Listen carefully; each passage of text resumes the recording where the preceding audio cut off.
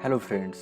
आज हम बात करेंगे एक ऐसे महान leader, author, economist, social science and political science के सुपेरियर एंड एक्सपर्ट लीडर के बारे में, जो कि रियल में लोकशाही की आत्मा को समझते थे। हाँ, आज हम बात करेंगे डॉक्टर भीमराव रामजी अंबेडकर की, जो कि डॉक्टर बाबा साहेब अंबेडकर नाम से लोकप्रिय है। वो भारतीय बहुजन विधिवेत्ता, अर्थशास्त्री, राजनीतिज्ञ और समाज सुधारक थे। उन्होंने दलित बौद्ध आंदोलन को प्रेरित किया और अछूतों से सामाजिक भेदभाव के विरुद्ध अभियान चलाया था। श्रमिकों, किसानों और महिलाओं के अधिकारों का समर्थन भी किया था। वे स्वतंत्र भारत के प्रथम विधि एवं न्याय मंत्री और भारतीय संविधान के जनक एवं भारत गणराज्य निर्माताओं में से एक थे। बाबा साहब विपुल प्रतिभा के छात्र थे। उन्होंने कोलंबिया विश्वविद्यालय और लंदन स्कूल ऑफ इकोनॉमिक्स दोनों ही विश्वविद्यालयों से डॉक्टरेट की उपाधियां प्राप्त की तथा विधि, अर्थशास्त्र और राजनीति विज्ञान में शोध कार्य भी किए थे। व्यावसायिक जीवन के आरंभिक में वह अर्थशास्त्र के प्रोफेसर रहे एवं वकालत भी की तथा बाद का जीवन राजनीतिक गतिविधियों में अधिक बीता। इसके बाद बाबा साहब भारत की स्वतंत्रता के लिए प्रचार और चर्चाओं में शामिल हो गए और पत्रिकाओं को प्रकाशित करने, राजनीतिक अधिकारों की वकालत करने और दलितों के लिए सामाजिक स्वतंत्रता की वकालत की और भारत के निर्माण में उनका महत्वपूर्ण योगदान रहा। हिंदू पंथ में व्याप्त कुरीतियों और छुआछूत की प्रथा से तंग आकर सन 1956 में उन्होंने बौद्ध पंथ अपना लिया था। सन 1990 में उन्हें भारत रत्न, भारत के सर्वोच्च नागरिक सम्मान से मरणोपरांत सम्मानित किया गया था। 14 अप्रैल को उनका जन्मदिवस डॉक्टर बाबा साहेब अम्बेडकर जयंती के तौर पर भारत समेत दुनिया भर में मनाया जाता है। बाबा साहब का प्रारंभिक जीवन। बाबा साहब का जन्म 14 अप्रैल 1891 को भारत के मध्य प्रदेश में स्थित महू नगर में हुआ था। वे रामजी मालोजी सकपाल और भीमाबाई के संतान थे। उनका परिवार कबीर पंथ को मानने वाला मराठी मूल का था और वो वर्तमान महाराष्ट्र के रत्नागिरी जिले में आंबडवे गांव का निवासी था। वे हिंदू महार जाति से संबंध रखते थे, जो तब अछूत कही जाती थी और इस कारण उन्हें सामाजिक और आर्थिक रूप से गहरा भेदभाव सहन करना पड़ा था। अपनी जाति के कारण बाबा साहब जी को सामाजिक प्रतिरोध का सामना करना पड़ रहा था। विद्यालयी पढ़ाई में सक्षम होने के बावजूद छात्र भीमराव को छुआछूत के कारण अनेक प्रकार की कठिनाइयों का सामना करना पड़ता था। 7 नवंबर 1900 को रामजी सकपाल ने सतारा की गवर्नमेंट हाई स्कूल में अपने बेटे भीमराव का नाम भीवा रामजी अंबेडकर दर्ज कराया। उनके बचपन का नाम भीवा था। 1907 में उन्होंने अपनी मैट्रिक परीक्षा उत्तीर्ण की और अगले वर्ष उन्होंने एल्फिस्टन कॉलेज में प्रवेश किया। इस स्तर पर शिक्षा प्राप्त करने वाले अपने समुदाय से वे पहले व्यक्ति थे। 1912 तक उन्होंने बॉम्बे विश्वविद्यालय से अर्थशास्त्र और राजनीतिक विज्ञान में आर्ट्स ग्रेजुएट प्राप्त की। 1930 में बाबा साहब 22 साल की आयु में अमेरिका चले गए, जहां पर वो अपना पोस्ट ग्रेजुएट शिक्षा कंप्लीट करने वाले थे। उन्हें उसके लिए सयाजीराव गायकवाड़ द्वारा स्थापित योजना के तहत एक स्कॉलरशिप मिली, जहां पे $11.50 प्रति माह बड़ौदा राज्य की छात्रवृत्ति प्रदान की गई थी। जून 1950 में उन्होंने अपना पोस्ट ग्रेजुएशन इकोनॉमिक्स में किया। उन्होंने पोस्ट ग्रेजुएट के लिए एशियंट इंडियंस कॉमर्स यानी प्राचीन भारतीय वाणिज्य विषय पर रिसर्च वर्क प्रस्तुत किया। अपने रिसर्च वर्क को प्रकाशित करने के बाद 1927 में अधिकृत रूप से पीएचडी प्रदान की गई। 9 मई को उन्होंने मानव विज्ञान अलेक्जेंडर गोल्डनवेजर द्वारा आयोजित एक सेमिनार में भारत में जातियां, उनकी प्रणाली, उत्पत्ति और विकास नामक एक शोध प्रस्तुत किया, जो उनका पहला रिसर्च पेपर था, जो उनका पहला पब्लिश रिसर्च पेपर था। अक्टूबर 1916 में वो लंदन चले गए और वहां उन्होंने ग्रेज इन में बैरिस्टर कोर्स के लिए प्रवेश लिया और साथ ही लंदन स्कूल ऑफ इकोनॉमिक्स में भी प्रवेश लिया, जहां उन्होंने इकोनॉमिक्स की डॉक्टरेट थीसिस पर काम किया। जून 1917 में विवश होकर उन्हें अपना अध्ययन अस्थायी तौर पर बीच में ही छोड़कर भारत लौट आए, क्योंकि बड़ौदा राज्य से उनकी छात्रवृत्ति समाप्त हो गई थी। 1920 में कोल्हापुर के शाहू महाराज के सहयोग से वो एक बार फिर से इंग्लैंड वापस जाने में सफल हो पाए तथा 1921 में उन्होंने विज्ञान पोस्ट ग्रेजुएट प्राप्त की, जिसके लिए उन्होंने provincial decentralisation of imperial finance in British India खोज ग्रंथ का प्रस्तुत किया था। 1922 में उन्होंने ग्रेज इन ने बैरिस्टर एट लॉज डिग्री प्रदान की और उन्हें ब्रिटिश बार में बैरिस्टर के रूप में प्रवेश मिल गया। 1923 में उन्होंने अर्थशास्त्र में डीएससी डॉक्टर ऑफ साइंस उपाधि प्राप्त की। उनकी thesis the problem of the rupee, its origin and it's solution, रुपए की समस्या, इसकी उत्पत्ति और इसका समाधान पर थी। संघर्ष। बाबा साहब ने कहा था, छुआछूत गुलामी से भी बदतर है। उन्हें महाराजा गायकवाड़ का सैन्य सचिव नियुक्त किया गया, लेकिन जातिगत भेदभाव के कारण कुछ ही समय में उन्हें यह नौकरी छोड़नी पड़ी। उन्होंने इस घटना को अपनी आत्मकथा वोटिंग फॉर अ वीजा में वर्णित किया। भारत सरकार अधिनियम 1919 तैयार कर रही साउथ बरो समिति के समक्ष भारत के एक प्रमुख विद्वान के तौर पर बाबा साहब को साक्ष्य देने के लिए आमंत्रित किया गया। इस सुनवाई के दौरान बाबा साहब ने दलितों और अन्य धार्मिक समुदायों के लिए पृथक निर्वाचिका और आरक्षण देने की वकालत की। 1920 में बंबई से उन्होंने साप्ताहिक मूक नायक के प्रकाशन की शुरुआत की। यह प्रकाशन शीघ्र ही पाठकों में लोकप्रिय हो गया। तब बाबा साहब ने इसका उपयोग जातीय भेदभाव से लड़ने के प्रति भारतीय राजनीतिक समुदाय की अनिच्छा की आलोचना करने के लिए किया। उनके दलित वर्ग के एक सम्मेलन के दौरान दिए गए भाषण ने कोल्हापुर राज्य के स्थानिक शासक शाहू महाराज को बहुत प्रभावित किया, जिनका बाबा साहब के साथ भोजन करना रूढ़िवादी समाज में हलचल मचा गया। बॉम्बे हाईकोर्ट में विधि का अभ्यास करते हुए उन्होंने अछूतों की शिक्षा को बढ़ावा देने और उन्हें ऊपर उठाने के प्रयास किए। उनका पहला संगठित प्रयास केंद्रीय संस्थान बहिष्कृत हितकारिणी सभा की स्थापना था, जिसका उद्देश्य शिक्षा और सामाजिक आर्थिक सुधार को बढ़ावा देने के साथ ही अवसादग्रस्त वर्गों के रूप में संदर्भित बहिष्कार के कल्याण करना था। दलित अधिकारों की रक्षा के लिए उन्होंने मूक नायक, बहिष्कृत भारत, समता, प्रबुद्ध भारत और जनता जैसी 5 पत्रिकाएं निकाली। 1 जनवरी 1927 सेकंड इंग्लैंड मराठा युद्ध के अंतर्गत 1 जनवरी 1818 को हुई कोरेगांव की लड़ाई के दौरान मारे गए भारतीय महार सैनिकों के सम्मान में बाबा साहब ने 1 जनवरी 1927 को कोरेगांव विजय स्मारक जय स्तंभ में एक समारोह आयोजित किया। यहाँ महार समुदाय से संबंधित सैनिकों के नाम संगमरमर के एक शिलालेख पर खुदवाए गए तथा कोरेगांव को दलित स्वाभिमान का प्रतीक बनाया। सन 1927 तक डॉक्टर बाबा साहब ने छुआछूत के विरुद्ध एक व्यापक एवं सक्रिय आंदोलन आरंभ करने का निर्णय किया। उन्होंने सार्वजनिक आंदोलनों, सत्याग्रहों और जुलूसों द्वारा पेयजल के सार्वजनिक संसाधन समाज के सभी वर्गों के लिए खुलवाने के साथ ही उन्होंने अछूतों को भी मंदिरों में प्रवेश करने का अधिकार दिलाने के लिए संघर्ष किया। उन्होंने महाड़ शहर में अछूत समुदाय को भी शहर की चौदार तालाब से पानी लेने का अधिकार दिलाने के लिए सत्याग्रह चलाया। बाबा साहब जी का राजनीतिक कैरियर 1926 में शुरू हुआ। 1956 तक वो राजनीतिक क्षेत्र में विभिन्न पदों पर रहे। दिसंबर 1926 में बॉम्बे के गवर्नर ने उन्हें बॉम्बे विधान परिषद के सदस्य के रूप में नामित किया। उन्होंने अपने कर्तव्यों को गंभीरता से लिया और अक्सर आर्थिक मामलों पर भाषण दिए। वे 1936 तक बॉम्बे लेजिस्लेटिव काउंसिल के सदस्य थे। 1936 में बाबा साहब ने स्वतंत्र लेबर पार्टी की स्थापना की, जो 1937 में केंद्रीय विधानसभा चुनाव में 13 सीटें जीती। बाबा साहब को बॉम्बे विधानसभा के विधायक के रूप में चुना गया था। वह 1942 तक विधानसभा के सदस्य रहे और इस दौरान उन्होंने बॉम्बे विधानसभा में विपक्ष के नेता के रूप में भी कार्य किया। इसी वर्ष बाबा साहब ने 15 मई 1936 को अपनी पुस्तक एनिहिलेशन ऑफ कास्ट, जाति प्रथा का विनाश प्रकाशित की, जो उनके न्यूयॉर्क में लिखे एक शोध पत्र पर आधारित थी। इस पुस्तक में बाबा साहब ने धार्मिक नेताओं और जाति व्यवस्था की जोरदार आलोचना की। All India schedule caste federation एक सामाजिक राजनीतिक संगठन था, जिसकी स्थापना दलित समुदाय के अधिकारों के लिए अभियान चलाने के लिए 1942 में बाबा साहब द्वारा की गई थी। वर्ष 1942 से 1946 के दौरान बाबा साहब ने रक्षा सलाहकार समिति और वाइसराय की कार्यकारी परिषद में श्रम मंत्री के रूप में सेवारत रहे। बाबा साहब ने अपने राजनीतिक पार्टी को अखिल भारतीय अनुसूचित जाति फेडरेशन, शेड्यूल कास्ट फेडरेशन में बदलते देखा। हालांकि 1946 में आयोजित भारत के संविधान सभा के लिए हुए चुनाव में खराब प्रदर्शन किया। बाद में वह बंगाल, जहां मुस्लिम लीग सत्ता में थी, वहां से संविधान सभा में चुने गए थे।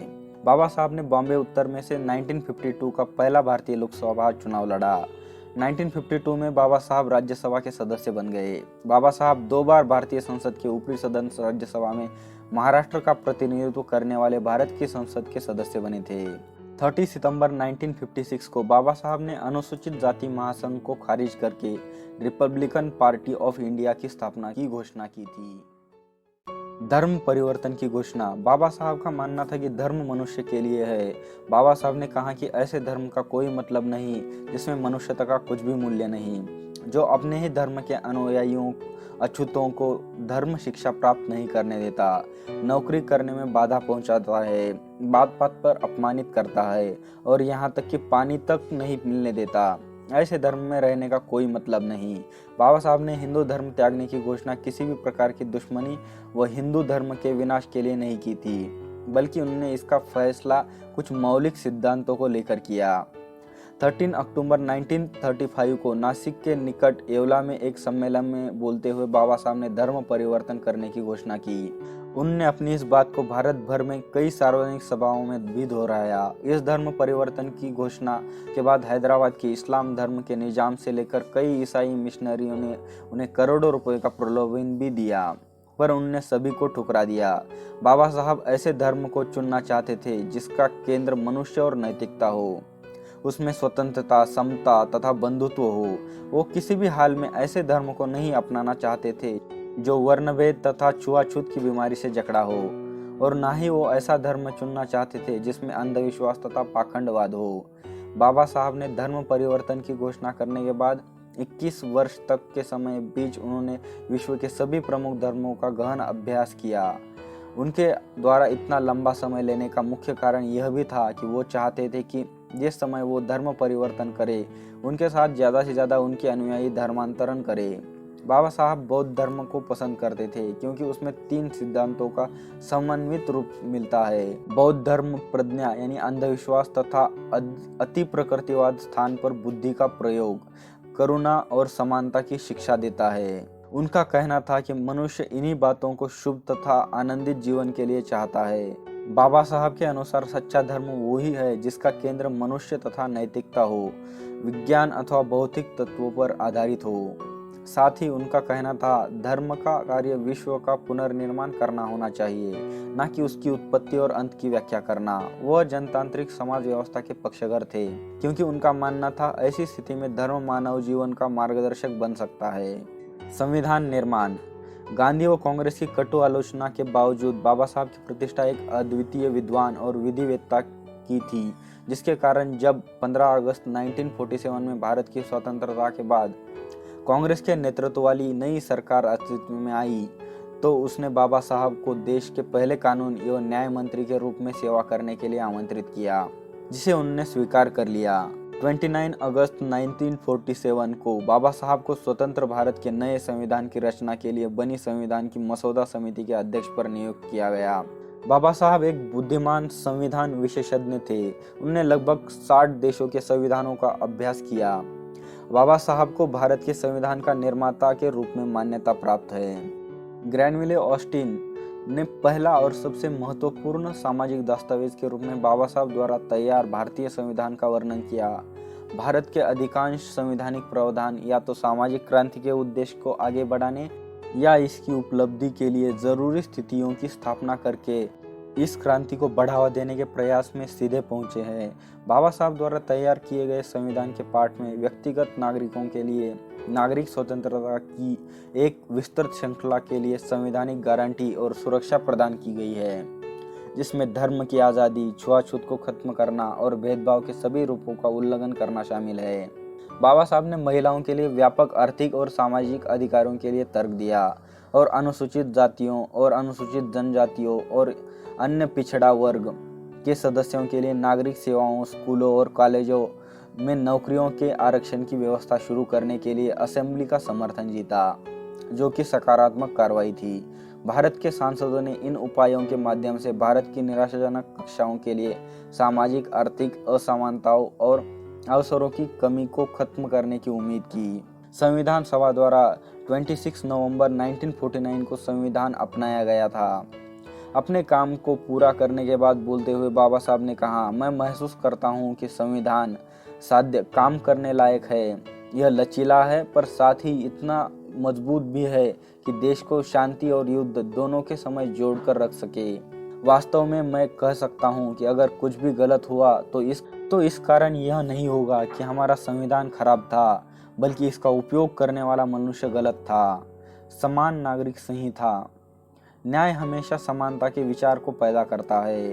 बाबा साहब वास्तव में समान नागरिक संहिता के पक्षधर थे और कश्मीर के मामले में धारा 370 का विरोध करते थे। बाबा साहब का भारत आधुनिक साइंटिफिक सोच और तर्कसंगत विचारों का देश होता। उसमें पर्सनल कानून की जगह नहीं होती। संविधान सभा में बहस के दौरान बाबा साहब ने एक समान नागरिक संहिता को अपनाने की सिफारिश करके भारतीय समाज में सुधार करने की अपनी इच्छा प्रकट की। 1951 में संसद में अपने हिंदू कोड बिल के मसौदे को रोके जाने के बाद बाबा साहब ने मंत्रिमंडल से इस्तीफा दे दिया। हिंदू कोड बिल द्वारा भारतीय महिलाओं को कई अधिकार प्रदान करने की बात कही गई थी। इस मसौदे में उत्तराधिकार, विवाह और अर्थव्यवस्था के कानूनों में लैंगिक समानता की मांग की गई थी। आर्थिक नियोजन। बाबा साहब विदेश से अर्थशास्त्र में डॉक्टरेट की डिग्री लेने वाले पहले भारतीय थे। उन्होंने तर्क दिया कि औद्योगिकीकरण और कृषि विकास से भारतीय अर्थव्यवस्था में वृद्धि हो सकती है। उन्होंने भारत में प्राथमिक उद्योग के रूप में कृषि में निवेश पर बल दिया। शरद पवार साहब के अनुसार बाबा साहब के दृष्टिकोण ने सरकार को अपने खाद्य सुरक्षा लक्ष्य हासिल करने में मदद की।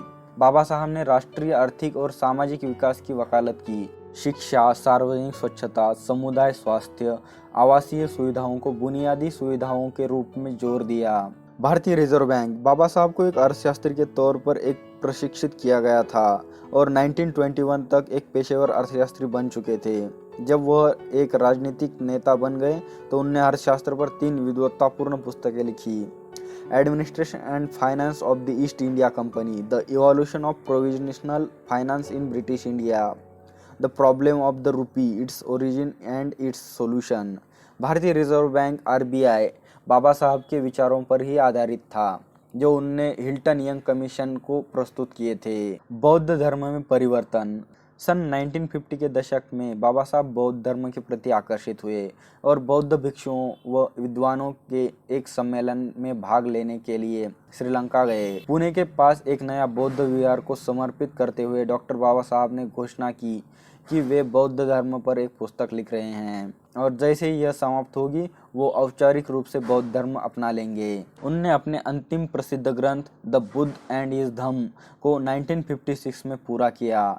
यह उनकी मृत्यु के पश्चात सन 1957 में प्रकाशित हुआ। इस ग्रंथ की प्रस्तावना में बाबा साहब ने लिखा है कि मैं बुद्ध के धम्म को सबसे अच्छा मानता हूँ। इससे किसी धर्म की तुलना नहीं की जा सकती है। सभी धर्मों के घनिष्ठ अध्ययन के 25 वर्षों के बाद यह दृढ़ विश्वास मेरे बीच बढ़ गया है। मैं बुद्ध के धम्म को सबसे अच्छा मानता हूँ। मैं जिस बौद्ध धर्म को स्वीकार कर रहा हूँ वह नव बौद्ध धर्म या नवयान है। 14 अक्टूबर 1956 को नागपुर शहर में डॉक्टर भीमराव अंबेडकर ने खुद और उनके समर्थकों के लिए एक औपचारिक सार्वजनिक धर्मांतर समारोह का आयोजन किया। बाबा साहब ने अपनी पत्नी सविता एवं कुछ सहयोगियों के साथ भिक्षु महस्तवीर चंद्रमणि द्वारा पारंपरिक तरीके से त्रिरत्न और पंचशील को अपनाते हुए बौद्ध धर्म ग्रहण किया। डॉक्टर भीमराव अंबेडकर जी कबीर साहब जी को बहुत मानते थे। उनके विचारों से बहुत प्रभावित थे। उनके ज्ञान को आधार बनाकर जीवन जीते थे। कबीर परमेश्वर जी ने पाखंडवाद तथा सामाजिक बुराइयों जैसे जातिवाद, गलत धार्मिक मान्यताएं, जीव हिंसा, नशाखोरी आदि को दूर किया। बाबा साहब ने दूसरे दिन 15 अक्टूबर को फिर वहां अपने 2 से 3 लाख अनुयायियों को बौद्ध धर्म की दीक्षा दी। यह वह अनुयायी थे जो 14 अक्टूबर को समारोह में नहीं पहुंच पाए थे या देर से पहुंचे थे। बाबा साहब ने नागपुर में करीब 8 लाख लोगों को बौद्ध धर्म की दीक्षा दी, इसलिए यह भूमि दीक्षा भूमि नाम से प्रसिद्ध हुई। तीसरे दिन 16 अक्टूबर को बाबा साहब चंद्रपुर गए और वहां भी उन्होंने करीब 3 लाख समर्थकों को बौद्ध धर्म की दीक्षा दी। 1948 से बाबा साहब डायबिटीज से पीड़ित थे। तब उनकी आयु 64 ईयर्स एवं 7 महीने की थी। दिल्ली से विशेष विमान द्वारा उनका पार्थिव मुंबई में उनके घर राजगृह में लाया गया। 7 दिसंबर को मुंबई के दादर चौपाटी समुद्र तट पर बौद्ध शैली में उन्हें अंतिम संस्कार दिया गया, जिसमें उनके लाखों समर्थक, कार्यकर्ता और प्रशंसक उनने भाग लिया। उनके अंतिम संस्कार के समय उनके पार्थिव को साक्षी रखकर उनके 10 लाख से अधिक अनुयायियों ने भदंत आनंद कौशल्यान द्वारा बौद्ध धर्म की दीक्षा ली थी, क्योंकि बाबा साहब ने 16 दिसंबर 1956 को मुंबई में एक बौद्ध धर्मांतरण कार्यक्रम का आयोजन किया था। 1990 में उन्हें मरणोपरांत भारत के सर्वोच्च नागरिक सम्मान भारत रत्न से सम्मानित किया गया है। बाबा साहब एक प्रतिभाशाली लेखक थे। उन्हें 11 भाषाओं का ज्ञान था, जिसमें मराठी, अंग्रेजी, हिंदी, पाली, संस्कृत, गुजराती, जर्मन, फारसी, फ्रेंच, कन्नड़ और बंगाली ये भाषाएं शामिल है। बाबा साहब को पढ़ने में बहुत रुचि थी तथा वे लेखन में भी रुचि रखते थे। इसके चलते उन्होंने मुंबई के अपने घर राजगृह में ही एक समृद्ध ग्रंथालय का निर्माण किया था, जिसमें उनकी 50,000 से भी अधिक किताबें थी। उनके DSc प्रबंध the problem of the rupee, its origin and it's solution से भारत के केंद्रीय बैंक यानी भारतीय रिजर्व बैंक की स्थापना हुई है। अपने लेखन द्वारा उन्होंने दलितों व देश की समस्याओं पर प्रकाश डाला। उन्होंने लिखे हुए महत्वपूर्ण ग्रंथों में annihilation of caste, the Buddha and his Dhamma, caste in India, the were who the Shudras, riddles in Hinduism आदि शामिल है। आप अगर सच में अंबेडकर जी को समझना चाहते हैं, उनके विचारों को समझना चाहते हैं, तो मैं रिकमेंड करता हूं कि आपको यह बुक्स ज़रूर पढ़ लेनी चाहिए। मैं इन बुक्स की लिंक डिस्क्रिप्शन में डाल दूंगा। बाबा साहब असामान्य प्रतिभा के धनी थे।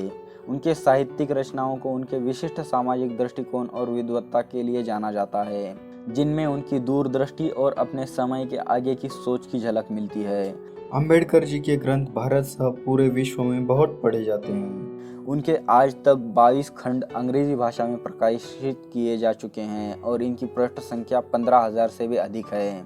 इस तरह बाबा साहब ने अपनी ज़िंदगी जी, जो कि हर किसी के लिए एक इंस्पिरेशन है। उन्होंने अपनी ज़िंदगी में बहुत बड़े बड़े काम किए हैं, जो कि इस वीडियो में कवर नहीं हो सकते। उन सभी को बताने जाऊंगा तो पता नहीं वीडियो कितनी लंबी बनानी पड़ेगी, बट उनके कुछ काम मैंने यहाँ पे मेंशन किए हैं। तो आप मुझे कमेंट में बताइए कि आपको यह वीडियो कैसा लगा, एंड आपको अगर यह अच्छा लगा तो वीडियो लाइक एंड चैनल को सब्सक्राइब कीजिए, एंड साथ ही साथ शेयर कीजिए अपने फ्रेंड्स के साथ, ताकि वो भी बाबा साहब के कार्यों को समझे। एंड लास्ट में उनका एक कोट मैं आपको बताना चाहूँगा जो मुझे पसंद है, शिक्षित बनो, संगठित बनो और संघर्ष करो।